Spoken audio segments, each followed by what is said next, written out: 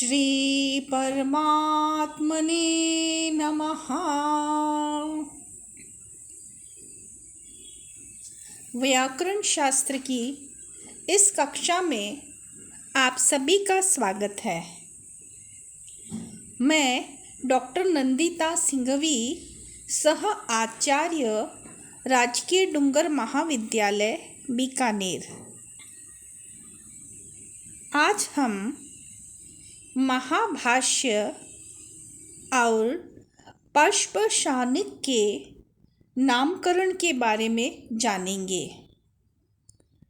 पश्पशानिक का प्रारंभ अथ शब्द से प्रारंभ होता है, अतः अथ शब्द के अर्थ के बारे में भी जानेंगे।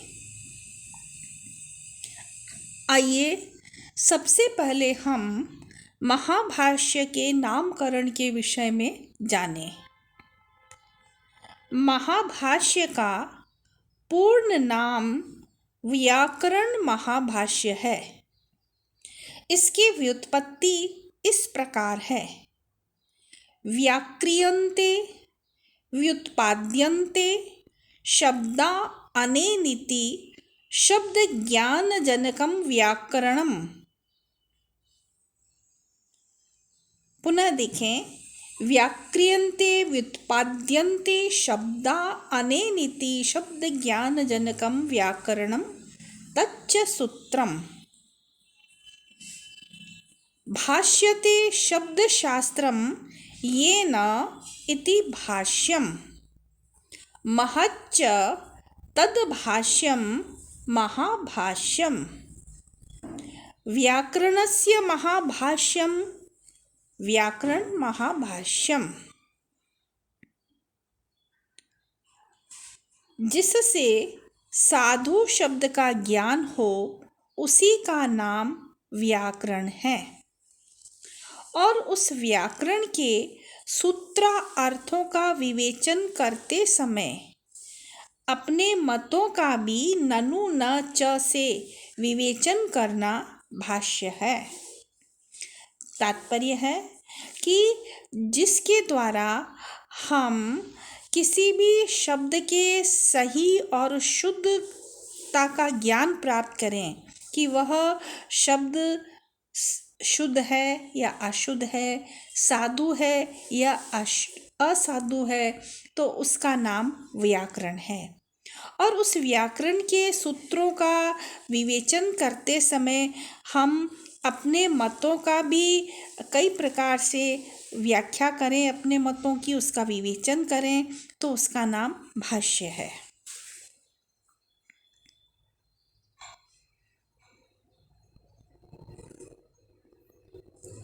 कहा भी है, सूत्रार्थो वर्ण्यते यत्र वर्णैः सूत्रानुसारिभिः स्वपदानि च वर्ण्यन्ते भाष्यं भाष्यविदो विदुः।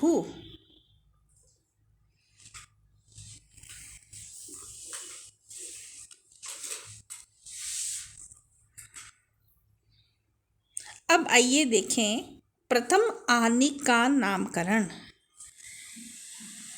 महाभाष्य में पतंजलि ने 84 व 85 आहनिक लिखे हैं। आहनिक का तात्पर्य एक दिन में पूर्ण होने वाला है। यहाँ 85 आहनिक अर्थात 85 दिन में व्याकरण महाभाष्य का अध्ययन पूर्ण हो जाता है। इन 85 आहनिकों में प्रथम आहनिक महाभाष्य की भूमिका के रूप में प्रस्तुत किया गया है। प्रथम आहनिक का नाम पश्पशानिक है। पश्पशानिक शब्द की व्युत्पत्ति इस प्रकार है: स्पर्श बाधन स्पर्शनयोः। भवादिगण के अंतर्गत आता है ये स्पर्श धातु। स्पर्श बाधन स्पर्शनयोः तत्र स्पर्शनम ग्रंथनम तस्माद् यंग लुकी कर्तरि पचाद्यच स्पर्श इति।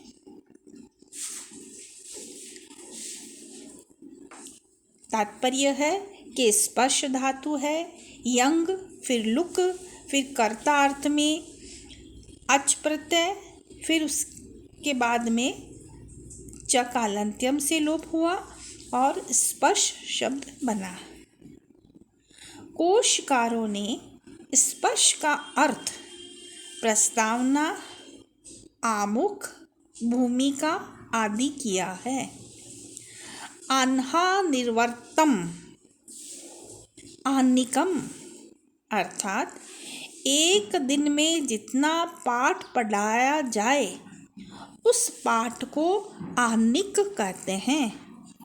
इस प्रकार स्पर्श तथा आनिक मिलकर पस्पशानिक शब्द बना है, जिसका अर्थ है व्याकरण महाभाष्य की एक दिन में पूर्ण होने वाली भूमिका। तो इस प्रकार से पस्पशानिक शब्द का अर्थ हुआ कि जिस ऐसा अध्याय जो कि एक दिन में जिसकी भूमिका पूर्ण हो जाए।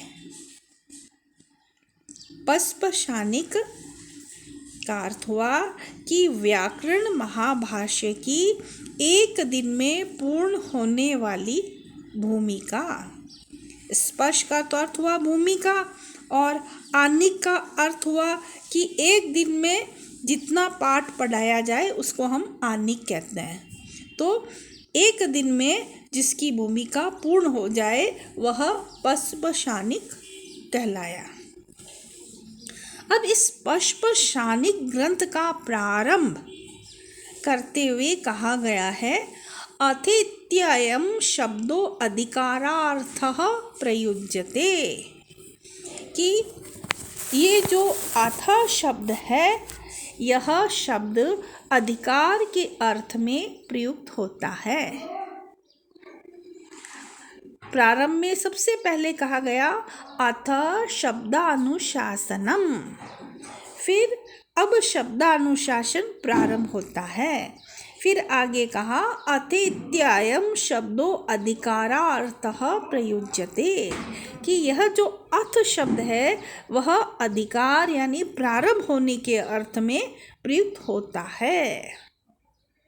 अर्थात अब शब्दानुशासन का प्रारंभ होता है। शब्दानुशासनम नाम शास्त्रम अधिकृतम वेदितव्यम। अब प्रश्न है कि अथ शब्द के क्या क्या अर्थ हो सकते हैं। भारतीय ज्ञान परंपरा में मंगलाचरण का बहुत महत्व है।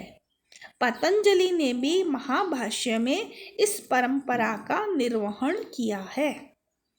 पतंजलि अपने महाभाष्य को अतः शब्दानुशासनम इस मंगल पद से प्रारंभ करते हैं। यहाँ इस सूत्र में आचार्यों द्वारा अथ शब्द को मंगलवाची माना गया है। कोश के अनुसार अथ शब्द 5 अर्थों में प्रयुक्त होता है। मंगल, आनंतर्य, आरंभ, प्रश्न तथा कार्त्स्न्य।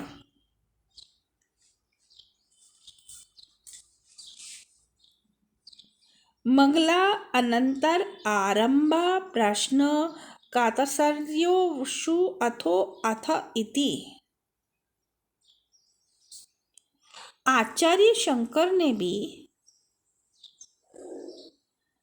अथ को मंगलवाची मानते हुए कहा है अर्थांतर प्रयुक्त एव अथ शब्द श्रुत्या मंगल प्रयोजनो भवति। अर्थांतर प्रयुक्त एव हि अथ शब्दः श्रुत्या मंगल प्रयोजनो भवति। महाभाष्यकार ने अथ शब्द को मुख्यतः अधिकार अर्थ में प्रयुक्त किया है। अथेत्ययम शब्दो अधिकारार्थः प्रयुज्यते,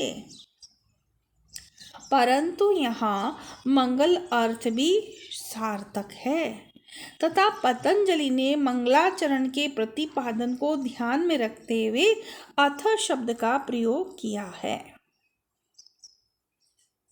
आज के लिए इतना ही। धन्यवाद।